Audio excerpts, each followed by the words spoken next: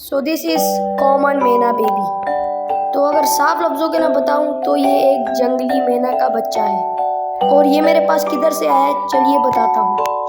तो आज दोपहर को जब मैं बाहर घूम रहा था तो मेरा दोस्त आके मुझे कुछ ये बोलता है।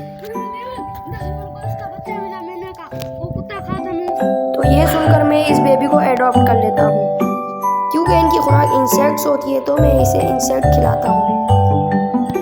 लेकिन बार बार कोशिश करने के बाद जब ये नहीं खाता तो मैं इसका मुंह पकड़ के इसको खिला देता हूँ। फिर खाना खाने के बाद ये मेरे साथ खेलने लग जाता है।